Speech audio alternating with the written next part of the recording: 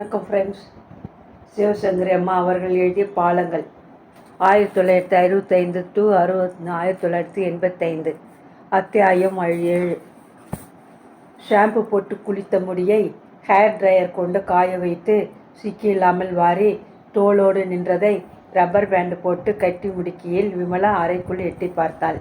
என்ன அத்தை, நாழியாகலையா சாரு? அப்புறம் அவளை எழுப்ப வேண்டாமா? மணி என்ன? இன்னும் 8 அடிக்கலையே. 10 நிமிஷம் கழித்து எழுப்பலாம். ஒரு நாளை போல் ராத்திரி 12 மணி வரை எதையாவது படிச்சுட்டு இருக்க வேண்டியது. அப்புறம் காத்தாலே 8 அடிச்சும் எழுந்திருக்காமல் தூங்க வேண்டியது. என்ன பழக்கம் இதெல்லாம் சாரு? இன்னும் அப்புறம் நான் சின்ன குழந்தையா? வயசு 17 ஆறுது. நீ இன்னும் கொஞ்சம் கண்டிப்பாக இருந்தால் தேவலை. 4 நாளைக்கு ஒரு தரம் வழக்கமாய் பெண் மேல் அத்தை புகார் செய்வது போல இன்றும் கூற சாரு பதில் எதுவும் பேசாமல் சிரித்து மழுப்ப பார்த்தாள். வர வர டயட் பண்ணுறேன் பேர் வழின்னு அவள் வயிற்றுக்கு சரியாக சாப்பிடவே மாட்டேங்கிறான். வளர்கிற பொண்ணுக்கு உடம்புல தெம்பு வேண்டாமா? ஜூஸும் டீயும் குடித்தா போருமா? ராத்திரி கூட ஒன்றுமே சாப்பிடலை. முயல் மாதிரி ஒரு கேரட்டு பச்சையாக தின்னுட்டு 2 டம்ளர் மோர் குடிச்சிட்டு படுத்துக்க போயிட்டா. என்ன அப்புறம் நான் கேட்டால் என் வழிக்கு வராதிங்க பாட்டின்னு கத்துறா. இப்படி உடம்பை கெடுத்துக்கிறதை பார்த்துட்டு சும்மாவா இருக்க முடியும்? சீப்பில் சீக்கிரம் இந்த முடிகளை அகற்றி குப்பை கூடையில் போட்ட சாரு, நீங்கள் சொல்கிறது சரிதான் அத்தை. அப்புறம் நான் சாப்பிட்றது போராது தான். இப்போ ஆம்லெட் பண்ணி சாப்பிட வச்சுன்றேன் என்றவள் குனிந்து கண்ணாடியின் சமீபத்துக்கு சென்று பிம்பத்தை உற்று பார்த்தாள். காதோரத்திலும் நெற்றியின் மேலும் 10-15 வெள்ளை முடிகள். 40 வயசு நெருங்குவதை காட்டி கொடுக்கும் நரைமுடிகள். மாதம் ஒரு முறை சாயம் பூசுவது இப்போதெல்லாம் போதவில்லை. 15 நாளுக்கில் திரும்ப சர்ச்சம் செய்ய வேண்டியிருக்கிறது. சாயங்காலம் பேங்கிலிருந்து திரும்பிய பிறகே இதை கவனிக்க வேண்டும். யோசனையுடன் நடந்தவள் பெண் படுத்திருந்த அறையை நோக்கி சென்றாள். மூடியிருந்த கதவில் ஆள்காட்டி விரலால் மெதுவாக தட்டி அபர்ணா என்ற குரல் கொடுக்க 4வது முறை கூப்பிட்டதும் யா என்றால் அபர்ணா பதிலுக்கு. மணி ஆயிடுத்தோமா, எழுந்துக்கிறியா? அபர்ணா ஓகே. நான் பிரேக்ஃபாஸ்ட்டு ரெடி பண்ணட்டுமா? நீ வரியா? பேசிய சாரு பெண்ணிடமிருந்து பதிலை எதிர்பார்க்காமல் சமையலறைக்குள் சென்றாள். ஒரு பெரிய வெங்காயமும் ஒரு பச்சை மிளகாய் கொஞ்சம் கொத்தமல்லி எடுத்து பொடியாக நறுக்கினாள். ஃப்ரிட்ஜிலிருந்து 2 முட்டைகள், வெண்ணெய், ரொட்டி டப்பாவிலிருந்து 2 ஸ்லைஸ் ரொட்டியை எடுத்தாள். அபர்ணாவுக்கு ஜூஸ் ரொம்ப பிடிக்கும் என்பதால் பெரிய தக்காளியை மிக்சியில் நறுக்கி போட்டு கொஞ்சம் ஜலம் விட்டு அரைத்து வடிகட்டி 1 ஸ்பூன் சர்க்கரை சேர்த்து கண்ணாடி டம்ளரில் நுரைக்க ஊற்றினாள். முட்டைகளை தரையில் தட்டி சின்னதாக ஓட்டை போட்டு வெள்ளை கருவை மட்டும் பீங்கான் பாத்திரத்தில் ஊற்றிக்கொண்டு அதை ஃபோர்க்கால் நுரைக்க அடித்தாள். புசு கொண்டு பொங்கிய வெள்ளை நுரை விரைக்க முற்பட்டதும் மஞ்சள் கரு, உப்பு, மிளகு, நறுக்கி வைத்த வெங்காயம், இதர சாமான்களை போட்டு நன்கு கலந்தாள். கேஸ் அடுப்பில் நான்ஸ்டிக் பானை போட்டு ஃபேனை போட்டு 1/2 ஸ்பூன் நெய் விட்டு முட்டை கலவியை ஊற்றி சின்ன தீயில் வைத்து ஒரு தட்டு போட்டு மூடினாள். டோஸ்டரில் ரொட்டி துண்டுகளை போட்டுவிட்டு அபர்ணா என்று குரல் கொடுத்தாள். 2 நிமிஷங்கள் ஆக்கிய பெண்ணிடமிருந்து பதில் வராமல் இருக்க முன்னறைக்கு சென்று கதவை தட்டி டிஃபன் ரெடி, வரலையா என ஓ மாம் வரேன்னு சொல்லிகிட்டே இருக்கேனே என்று சலிப்புடன் பேசியபடி அபர்ணா கதவை திறந்தாள். 5 அடி 7 அங்குலம் உயரம், ஒடிந்து எழுந்து விடுகிற தேகம், ரொம்ப குட்டையாய் வெட்டி விடப்பட்ட தலைமுடி, சாயம் போன ஜீன்ஸ், தொலைத்த குருதா, காலில் கோலாப்பூரி செருப்புகள். குட் மார்னிங் அபர்ணா, ராத்திரி நன்னா தூங்கினியா? மார்னிங்மா. சரியாக தூங்கலை, ஒரே தலைவலி. கூடத்து சோஃபாவில் உட்கார்ந்திருந்த விமலா, நான் பூரா கிரிக்கெட் மேட்ச் பார்க்குறேன்னு வெயில் அலைஞ்சா தலை வலிக்காமல் என்ன பண்ணும் என இந்த வயசில் சண்டே அன்னைக்கு கிரிக்கெட் மேட்ச் பார்க்காம உங்களை மாதிரி ராமாயணம் படிக்க சொல்கிறேங்களா என்று அபர்ணா பதிலுக்கு சீட்டுடன் பேச, சரி ஆம்லெட் ஆறிடம், நீ உள்ளே வா என்று மகளின் கவனத்தை திருப்பி சாரு அழைத்து போனாள். மசால் தோசையை போல உப்பி கொண்டிருந்த ஆம்லெட்டையும் வாட்டிய ரொட்டி துண்டங்களையும் ஒரு தட்டில் வைத்து ஜூஸுடன் டேபிளுக்கு சாரு கொண்டு வந்தாள். மேரி எங்கே மம்மி? மார்க்கெட்டுக்கு அனுப்பியிருக்கிறேன். காஃபி தானே அபர்ணா? யா. ஜூஸை எடுத்து ஒரு வாய் கொடுத்த அபர்ணா முகம் சுளித்தாள். சர்க்கரை போட்டியாம்மா? கொஞ்சமா. ஏன் போட்ட? நான் சுகரை எடுத்துக்க மாட்டேன்னு தெரியாதா? உப்பு மிளகும் தான் போட்டுப்பேன். சாரிம்மா, ஞாபகம் இல்லாமல் போட்டுட்டேன். வேண்டா வெறுப்புடன் பாதி ஜூஸை கொடுத்த அபர்ணா ஆம்லெட் ஒரு விரலால் தொட்டு பார்த்து ஒரே எண்ணெய் என்றாள். எண்ணெய் இல்லை, நெய். வாட் எவர் இட் இஸ், எனக்கு வேண்டாம். என்ன அபர்ணா இது? அரை ஸ்பூன் நெய் விட்டதுக்காக வேண்டாம்னா? காலை வேலையில் கொசன்னு எண்ணெயாக சாப்பிட்டா வயிற்ற பெறட்டும் மம்மி. ராத்திரியே சாப்பிடலை. அபர்ணா, இப்போவும் சரியாக சாப்பிடாம போனால் எப்படி? ஆம்லெட்டு சாப்பிடு ப்ளீஸ்மா. நான் குழந்தை இல்லை, லீவ் மீ அலோன். எரிச்சலுடன் பேசிய அபர்ணா வெண்ணெய் தடவி கொள்ளாமல் வரட்டு ரொட்டிகளை சாப்பிட்டு அம்மா கலந்து தந்த காப்பியை குடித்துவிட்டு எழுந்தாள். இன்றைக்கி நான் காலேஜிலிருந்து வர லேட் ஆகுமா? ஃப்ரெண்ட்ஸோட காந்தி பிக்சருக்கு போகிறேன். ராத்திரி 9:30 ஆகும். கவலைப்படாதே, சியோ என்றபடி அறைக்கு சென்று சோழனா பையை தோளில் மாட்டிக்கொண்டு வெளியே போனாள்.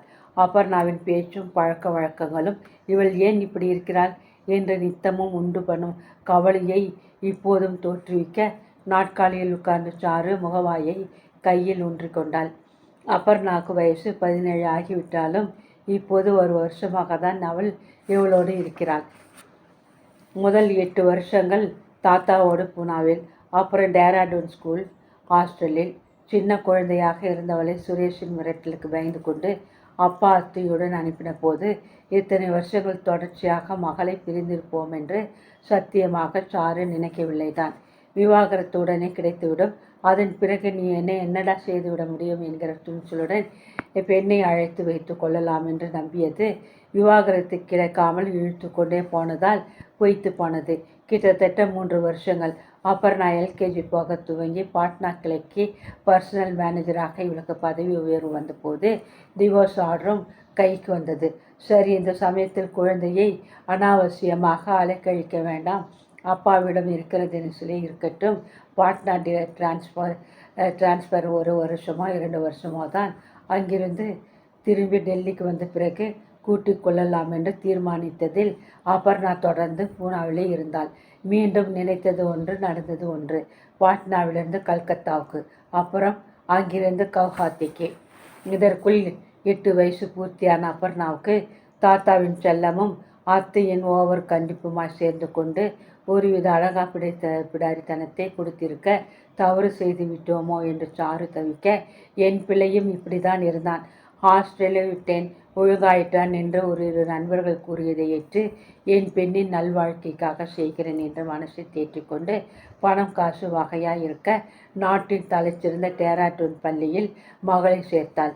16 வயசும் பள்ளி இறுதி ஆண்டு படிப்பு முடியும் வரை அபர்ணா டேராடூன் பள்ளியில் தங்கி படித்தாள். நடுவில் விடுமுறைகளுக்கு அம்மா இறந்தவர்களுக்கு இஷ்டம் இருந்தால் வருவாள். இல்லாவிட்டால் இந்த லீவுக்கு பள்ளியிலிருந்து எல்லோரும் கூட்டமாக சிம்லா போகிறார்கள், நேபாள் போகிறார்கள், நானும் போகிறேன், அடுத்த விடுமுறைக்கு ஊருக்கு வருகிறேன் என்று தானே தீர்மானம் பண்ணி கடிதம் போட்டு விடுவாள். 12 வயசு ஆவதற்குள்ளாகவே அபர்ணாவுக்கு அலாதி தனித்தன்மை, தன்னம்பிக்கை, சுதந்திர போக்கு வந்துவிட்டதை புரிந்து கொள்ள முடிய இந்த யாரும் என் விஷயத்தில் தலையிடாதீர்கள் என்ற மனப்பான்மை இத்தனை அழுத்தமாக விட்டு கொள்ள யார் எது காரணம் என்று பல தடவை சாரு மண்டையை உடைத்து கொண்டிருக்கிறாள். சுவாபமாவா? சின்ன வயதில் தாய் தந்தை அரவணைப்பு கிட்டாத கோளாறா? அதிக செல்லம், பணமா? காலத்தின் மாற்றமா? இல்லை எல்லாமும் தானா? அபர்ணா தன்னிச்சையாக சிந்தித்து செயலாற்ற விரும்பும் பெண் என்பதை துவக்கத்திலிருந்தே புரிந்து கொள்ள முடிந்தாலும், நீ அம்மாவாக இருக்கலாம், ஆனாலும் என் அந்தரங்கங்களில் தலையிட உனக்கு உரிமையில்லை என்பதை கன்னத்தில் அடித்த மாதிரி சாரு புரிந்து கொண்ட நிகழ்ச்சி நடந்தபோது அபர்ணாவுக்கு 13 வயசு. அந்த முறை லீவுக்கு வந்திருந்த மகளின் பொருள்களை ஒழித்து வைக்கில் சாரு அந்த அட்டை டப்பாவை பார்த்தாள். Carefree sanitary napkins. இதை அருணா எதற்காக வைத்திருக்கிறார்? பொண்ணுக்கு வயசு ஏறிக்கொண்டு வருகிறது. இயற்கையில் நியதிகளை ஒரு நாள் அவளுக்கு புரியும்படி பயமுறுத்தாமல் சொல்லிவிட வேண்டும் என்று நினைத்து கொண்டிருந்தவளுக்கு சானிட்டரி நாப்கின்ஸ் டப்பா குழந்தைக்கு குழப்பத்தை உண்டாக்க குளித்து விட்டு வந்த பெண்ணிடமிருந்து தயக்கத்துடன் அதை குறித்து பேச்செடுத்தாள். அபர்ணா, எஸ் மம்மி, வந்து உன் பெட்டியில். எஸ், என் பெட்டியில் கேர்ஃப்ரீ டப்பா உன்னை பார்த்தேன், அதை நீ ஏமா வச்சுருக்கே? அபர்ணா சிரித்தாள். எதுக்கு யூஸ் பண்ணுவாளோ அதுக்காக தானேம்மா. என்னது? யா, ஐ ஆம் யூஸிங் இட். அப்போது வந்து நீ என்ன அபர்ணா, என்கிட்ட இதை பற்றி நீ சொல்லவே இல்லை, லெட்டரில் கூட எழுதலை. படப்படப்புடன் சாரு பேச அபர்ணா புருவங்களை சுருக்கி கொண்டு தீவிரமாய் பேசினாள். எதுக்காக நீ இத்தனை பதட்டப்படுறேன்னு எனக்கு புரியலை மம்மி. இதை போய் பெருசாக லெட்டரில் எழுதுவானேன்னு நான் எழுதலை. மோர் ஓவர் மம்மி, இது என் அந்தரங்கமான பர்சனல் விஷயம். இதை அனாவசியமாக 4 பேருக்கு டாண்டாம் அடிக்க நான் விரும்பலை. That's all. என்னதான் பறந்து மனசுள்ள ஒரு நாகரிக அம்மாவாக தன்னை நினைத்து கொண்டாலும் பெரியவளான செய்தியை கூட மகள் தன்னிடம் பகிர்ந்து கொள்ள விரும்பவில்லை என்ற விவரம் பெரும் அதிர்ச்சியை தர அன்று மாலை சிநேகிதி ஸ்மிதாவிடம் இதை பற்றி கூறி சின்னதாக புலம்பவே செய்தாள். அவள் பேசி முடிக்கும் வரை மௌனமாக கேட்ட ஸ்மிதா தோலை குலுக்கி கைகளை விரித்து உதட்டை பிதுக்கினாள். முன்னால் சாய்ந்து சாருவின் கையை தட்டி கொடுத்து சன்ன குரலில் பேசினாள். நீ சொல்கிறது எனக்கு ஒன்றும் புதுசாக இல்லை சாரு. இந்த காலத்து பசங்க ரொம்ப வித்தியாசமாக இருக்காங்க. நாம் வளர்ந்த கண்ணோட்டத்தோடு அவங்களை அணுகினோம்னா அடிபட்டு போகிறது நிச்சயம். போன வாரம் எங்கள் வீட்டில் நடந்த ஒரு சம்பவத்தை சொல்கிறேன் கேளு. என் சின்ன பொண்ணு சுஷ்மிதா தெரியுமில்ல, 9 வயசு கூட ஆகாத பொண்ணு. அவள் என்கிட்ட வந்து, அம்மா லீலா ஆண்டிக்கு குழந்தை பிறந்திருக்கே, எப்படி பிறந்ததுமா என்ன கேட்டா. சின்ன குழந்தைக்கு புரியுறது மாதிரி சொல்லணுமேன்னு மொட்டை மாடிலேயே குழந்தைய கடவுள் கொண்டு போட்டு இருந்தார்னு சொன்னேன். திரும்ப போன வாரம் ராதிகா ஆண்டிக்கு பிறந்ததே அதுன்னு கேட்டா. அதை 100 ரூபாய்க்கு சந்தையில் வாங்கினான்னு சொன்னேன். எதிர் வீட்டு கோமல் ஆண்டிக்குன்னு மறுபடியும் அவள் கேட்க, அதுவா, அந்த குழந்தை தெருவில் அனாதையாக அழுதுகிட்டு இருந்ததாம், தூக்கிட்டு வந்தாங்கன்னு எப்படியோ சமாளித்ததும். ஒரு நிமிஷம் சுஷ்மிதா யோசனையோடு நின்னா. அப்புறம் என்னை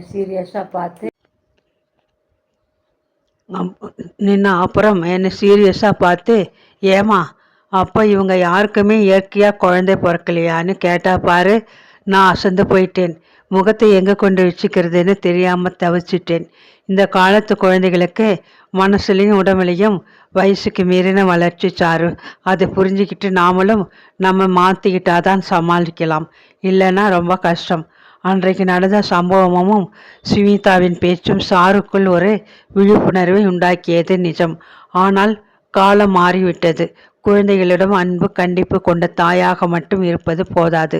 வேகமாக உருளும் காலத்தை அனுசரித்து குழந்தைகளுடன் ஒரு சிநேகிதியாக பேசவும் பழகவும் கற்க வேண்டும் என்பதை அழுத்தமாக புரிந்து கொள்ள முடிந்தாலும் அதை நடைமுறையில் செயலாற்றுவதற்குள் சாரு ரொம்ப கஷ்டப்பட்டு போனாள். தான் வளைந்து கொடுக்கும் அளவுக்கு வளைய விரும்பாத பெண். நீ அதிகமாக செல்லம் கொடுக்கிற என்று அந்த கால கண்டிப்புடன் வயசாகி தள்ளாமையுடன் சிடுசிடுக்கும் அத்தை பெண் நடுவில் தொட்டதுக்கெல்லாம் எழும் சண்டைகள்.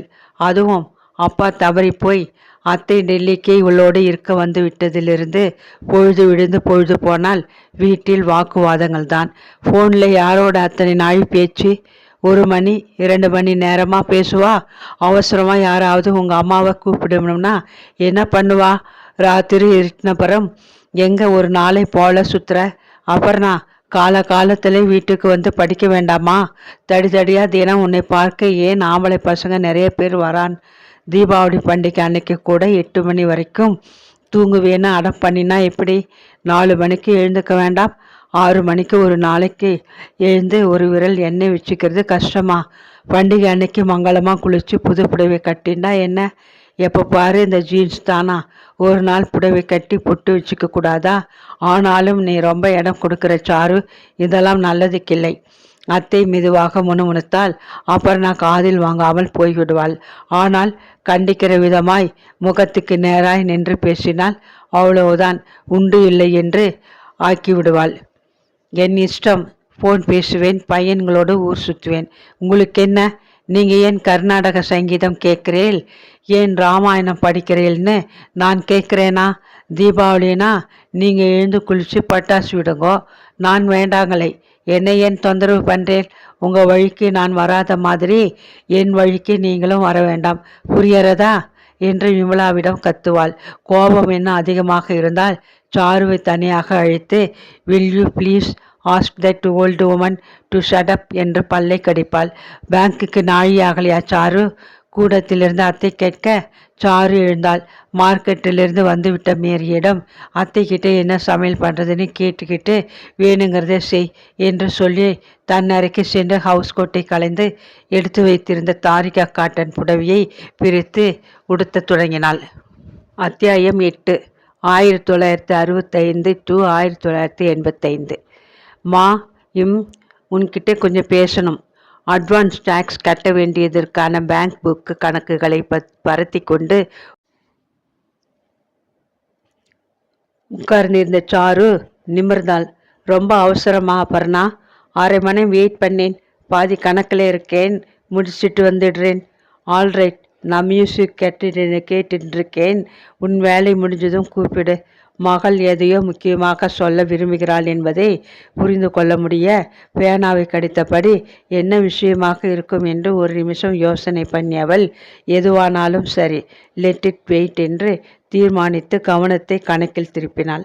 அப்பா இருந்த வரைக்கும் சாருவுக்கு இந்த தலைவலி இல்லாமல் இருந்தது. வருஷ வருமானம் இவ்வளவு என்று சரியாய் குறித்து அனுப்பிவிடுவதோடு அவள் வேலை சரி, பிசினஸில் பங்குதாரராக இருந்ததால் அந்த வருமானத்தோடு அவள் அனுப்பியிருக்கும் தொகையையும் சேர்த்து கணக்கு பார்த்து வருமான வரியை அங்கேயே அவர் கட்டிவிடுவார்.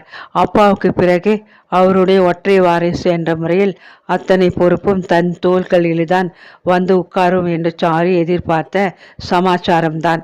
ஆனாலும் இத்தனை சுருக்க தொட்டி கொண்டு விடும் என்று நினைக்கவில்லையே.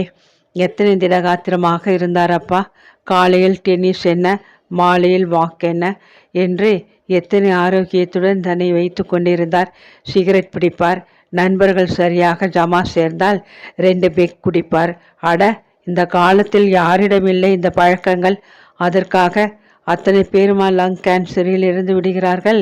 வியாதி முத்தி போன பிறகே சாருவுக்கு விவரம் சொல்லப்பட்டது. அப்புறம் எண்ணி 2 மாசங்கள். அப்பா இறந்த பிறகு பூனாவில் இனி என்ன இருக்கிறது என்ற முடிவில் 1 மாதம் லீவு போட்டுவிட்டு உடனடியாய் பிஸ்னஸ், வீடு, காரை விற்க ஏற்பாடு பண்ணினாள். கட்ட வேண்டிய வரிகளை கட்டிவிட்டு டெல்லியில் சபர்ஜங் என்க்ளேவில் வசதியான 3 படுக்கை அறைகள் கொண்ட ஃப்ளாட்டை வாங்கின பின் பாக்கியிருந்த பணத்தை பேங்கில் டெபாசிட்டாக போட்டாள். மாத சம்பளமும் டெபாசிட்டிலிருந்து வரும் வட்டியும் தாராளமாக இருக்க பெண்ணுக்கோ அத்தைக்கோ இல்லை தனக்கோ வசதி எதையும் சாரு குறைத்து கொள்ளவில்லை. கையடக்கமாக இருந்த கால்குலேட்டரில் கணக்கை போட்டு எத்தனை ரூபாய் உத்தேசமாக கட்ட வேண்டி வரும் என்பதை தீர்மானித்து முடித்த பின் பேப்பர், பாஸ்புக், ஃபைலை மூடி வைத்துவிட்டு பெண்ணின் அறையை பார்க்க சென்றாள். மூடியிருந்த கதவு வழியாக சீறிக்கொண்டு வழிந்தது மேற்கத்திய இசை. அபர்ணாவுக்கு கிட்டார் வாசிப்பதில் பாப் சங்கீதம் கேட்பதில் ஏகத்துக்கு ஆசை. அதை வெறி என்று கூட சொல்லலாம். அவளுடைய 18வது பிறந்த நாளுக்கு கிட்டத்தட்ட 9,000 ரூபாயில் ஸ்டீரியோடிக் ஸ்பீக்கர்களை சாரு வாங்கி கொடுத்திருந்தாள். இதில் அத்தைக்கு அத்தனை சம்மதமில்லை. 10,000 செலவழித்து ஸ்டீரியோ செட் வாங்கிறதுக்கு பதிலாக ஒரு வைரத்தோடு பண்ணி வைக்கக்கூடாதா சாரு? அவளுக்கு தான் ஏற்கனவே ஒன்று இருக்கே அத்தே. அது சின்ன கிளாவர் தோடு தானே, பெருசாக லட்சணமாக பண்ணி வச்சா நாளைக்கு கல்யாணம் பண்ணுறப்ப மதிப்பாக இருக்குமே. வைரத்தோடு மட்டிகையும் போட்டு கல்யாணம் பண்ணிக்கிற தினேஷில் அபர்ணாவின் திருமணம் நடக்கும் என்கிற நம்பிக்கை இல்லாததால் அன்றைக்கு அந்த ரீதி பேச்சு சாரு வளர்க்கவில்லை. தவிர நகைக்கு என்ன அவளிடம் பஞ்சம்? அவளுக்கு மகாதேவன் போட்டவற்றோடு அம்மாவின் நகைகளும் கல்லாக பெட்டி நிறைய லாக்கரில் தூங்குகின்றனவே. அபர்ணா என்று சொன்னால் போதும், அத்தனையும் அழித்து அவள் விரும்புகிற வகையில் பண்ணி தந்து விட மாட்டாளா? ஆனால் எங்கே? அப்படி நகை அது இது என்று அலையும் ரகமாக அபர்ணா இருக்கவில்லையே. உத்தரவின்றி உள்ளே யாரும் வரக்கூடாது என்று கொட்டையாக எழுதி ஒட்டியிருந்த கதவில் தட்டி அபர்ணா என்று சாரு உரக்க குரல் கொடுக்க கமீன் மம்மி என்றாள் அவள். சாரு உள்ளே போய் அறையே ஒரு நோட்டம் விட்டாள். சுவர் புறாவும் போஸ்டர்கள். இன்றைக்கு பாப் சங்கீதத்தில் பிரபலமாக இருக்கும் குழுவினரின் படங்கள். லவ் என்ற பெரிய எழுத்து வாசகம். அழுத்தமாக சிந்தனை செய் என்று பேனாவும் கையுமாய் உட்கார்ந்து கொண்டு கூறும் குரங்கு படம். கட்டில் மேலும் மேஜை நாட்காலிகளிலும் லாலியாய் தொங்கின ஜீன்ஸ் டாப்ஸ், நைட் ட்ரெஸ், வாரி இறைத்திருந்த புஸ்தகங்கள், இசைத்தட்டுகள், அம்மாவின் முகசுளிப்பை பார்த்துவிட்டு அபர்ணா சிரித்தாள். ரிலாக்ஸ் மம்மி, முகத்தை சுணுக்கிண்டு ஏன் இத்தனை அலங்கோலமாக இருக்குன்னு கத்த ஆரம்பிச்சிடாதே. எனக்கு உன்கிட்ட சீரியஸாக பேசணும். இங்கே பேசுவோமா இல்லை உன் ரூமுக்கு போயிடலாமா? சாரு நாட்காலியில் மேல் கிடந்த துணிகளை அப்புறப்படுத்தி விட்டு உட்கார்ந்தாள். என்ன பேசப் போகிறாள் என்று எதிர்பார்ப்புடன் மகளை ஏறிட்டாள். அபர்ணா அரைக்கதவை சாத்தினாள். ஸ்டீரியோவை நிறுத்தினாள். அம்மாவின் எதிரில் படுக்கையில் உட்கார்ந்து நகத்தை கடித்தாள். என்ன அபர்ணா, நான் சொல்கிறதை கேட்டு நீ அப்செட் ஆகக்கூடாது மம்மி. நன்னா யோசனை பண்ணிட்டு தான் இந்த பேச்சை பேசுகிறேன்னு நீ ஞாபகம் வச்சுக்கணும். பீடிகை பலமாக இருக்க சாரு கவலையுடன் புருவங்களை உயர்த்தினாள். What is the matter Aparna? எனக்கு காலேஜில் தொடர்ந்து படிக்க இஷ்டம் இல்லைம்மா. படிப்பு ரொம்ப போர் அடிக்கிறது. விருப்பம் இல்லாமல் ஏன் கண்டினியூ பண்ணணும்னு விட்டுடலாம்னு நினைக்கிறேன். நிதானமாய் அபர்ணா பேச சாரு அரண்டாள். என்னது? I told you not to get excited mummy. பெருசாக குண்டை தூக்கி போட்டுட்டு பதறாத மம்மினா என்ன அர்த்தம்? குண்டும் இல்லை பெருசும் இல்லை. என் சந்தோஷத்துக்காக நான் எடுத்திருக்கிற டிசிஷனை சொன்னேன். That's all. பாதியிலே படிப்பை விடுறது தான் உனக்கு சந்தோஷமா அபர்ணா? மனசில் விட்டாமல் ஒரு காரியத்தை தொடர்ந்து பண்ணுறது மட்டும் சந்தோஷமா மம்மி? பிஏ செகண்ட் இயர் முடிக்க போகிறேன். எக்ஸாமுக்கு இன்னும் ஒரு மாதம் கூட இல்லை. அப்புறம் ஒரே ஒரு வருஷம்தான். டிகிரி வாங்கினா தானே மேலே ஏதாவது படிக்க பெரிய வேலை பார்க்க சௌகரியமாக இருக்கும். என்னம்மா நீ குழம்பி போய் ஏதேதோ பேசுகிற? அபர்ணா படுக்கையில் சாய்த்து வைத்திருந்த கிட்டாரை தைங் தைங் என்று மிரட்டினாள். நான் குழம்பியே போகலை, ரொம்ப கிளியராக இருக்கேன். 4-5 மாதமாக யோசனை பண்ணிட்டு தான் இந்த முடிவுக்கு வந்திருக்கேன். Really mummy, I am not interested in studies. Please புரிஞ்சுக்கோயேன். சாரு கைவிரல்களில் கோர்த்து பிரித்தாள். நெற்றியில் கடுகாய் முளைத்து விட்ட வியர்வை துளிகளை கர்ச்சிப்பால் துடைத்து கொண்டாள். கண்களில் ததும பார்த்த நீரை சிரமப்பட்டு உள்ளோ போ என்று தள்ளிவிட்டாள். நாட்கால் உதட்டை ஈரப்படுத்தி கொண்டு பேசினாள். எத்தனை ட்ரை பண்ணாலும் என்னால் புரிஞ்சுக்க முடியல அபர்ணா. படிப்பை விட்டுட்டு என்ன பண்ணுறதா உத்தேசம்? இந்த காலத்தில் எல்லா பெண்களும் MBA PhD படிக்க துடிக்கிறப்போ நீ மட்டும் ஏமா?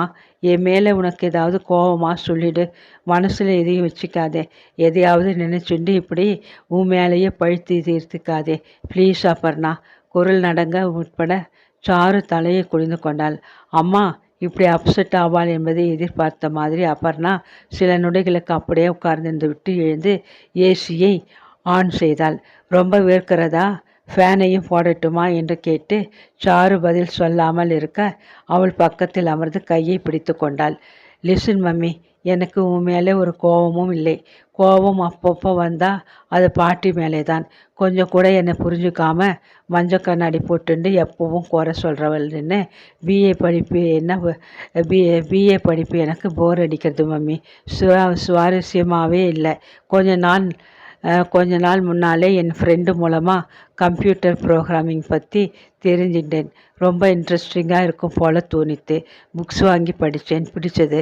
அப்புறம் தான் யோசனை பண்ணேன், எதுக்காக பிடிக்காத சப்ஜெக்டை கட்டிண்டு அழணும், பிடிச்சதை படிக்கலாமான்னு தோணித்து. சாரு கண்களை விரித்தாள். என்ன சொல்கிற நீ? டிகிரி படிப்பை நிறுத்திட்டு கம்ப்யூட்டர் ப்ரோக்ராம் கோர்ஸ் படிக்கிறேனா? எக்ஸாக்ட்லி.